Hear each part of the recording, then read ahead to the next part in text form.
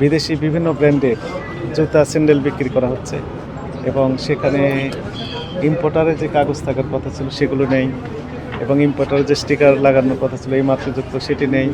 নিজেরা প্রাইস গান মেশিন দিয়ে ইচ্ছা মতো দাম বসিয়ে দিয়ে ভোক্তাদের পকেট কাটা হচ্ছে। একই সাথে বিভিন্ন নামি দামি ব্র্যান্ডের বিশ্বের বিভিন্ন নামি দামি ব্র্যান্ডের যে প্রসাধনী সামগ্রী সেগুলো একইভাবে চকবাজার সহ বিভিন্ন জায়গা থেকে ক্রয় করে তারা নিজেরা প্রাইস গান মেশিন দিয়ে এমআরপি লাগিয়ে বিক্রি করছে, অথচ তাদের সপক্ষে কোনো রকম ডকুমেন্টস নেই। আরেকটি উদ্বেগনীয় বিষয়, সেটি পাকিস্তানি ড্রেস, সাদাবাহার, আগানোর সহ অন্যান্য যে ব্র্যান্ড রয়েছে সেগুলো নকল করে এখানে বিক্রি করা হচ্ছে, অথচ নিজে স্বীকারোক্তি দিয়েছেন যিনি বিক্রি করছেন যেগুলো আসলে নকল।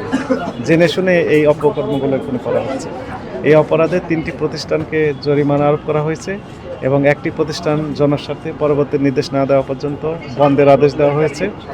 একই সাথে আরেকটি প্রতিষ্ঠানকে ব্যাখ্যা দেওয়ার জন্য নির্দেশনা দেওয়া হয়েছে যে কেন তাদের বিরুদ্ধে আইনানুগ ব্যবস্থা নেওয়া হবে না।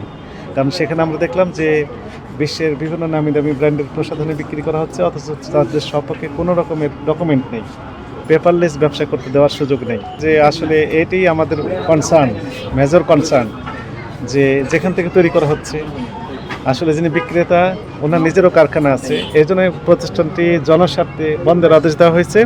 উনি এখন আমাদের অফিসে আসতে বাধ্য হবেন, কারণ এখানে এই মার্কেট কমিটির যে নেতা আমাদের যে দেখতে পাচ্ছেন রয়েছেন সেক্রেটারি সাহেব, এনাকেও আমরা জানিয়েছি, আমাদের থানা পুলিশ রয়েছে তাদেরকে আমরা কপি দিয়েছি। ফলে এই দোকানটা ওপেন করতে পারছে না। দোকান ওপেন করার পূর্বে অবশ্যই আমাদের অফিসে এসে আমাদের শুনানিতে অংশগ্রহণ করতে হবে, আর ঠিক তখনই আমরা বের করবো যে কোথায় কোথায় তৈরি হচ্ছে, কে সাপ্লায়ার বা কারা কারা জড়িত আছে এর সাথে, বিস্তারিত তথ্য নিয়ে এরপরে যে আইনগত ব্যবস্থা তাদের এগেনস্টে নেওয়া হবে। এই জন্যই মূলত এই প্রতিষ্ঠানে বন্ধ রয়েছে। আমাদের যে অভিযান নকল এবং ভেজালের বিরুদ্ধে সেটি আমাদের অব্যাহত রয়েছে এবং এই ব্যাপারে আমাদের ডিজি স্যার বলে দিয়েছেন জিরো টলারেন্স নীতি অবলম্বন করার জন্য।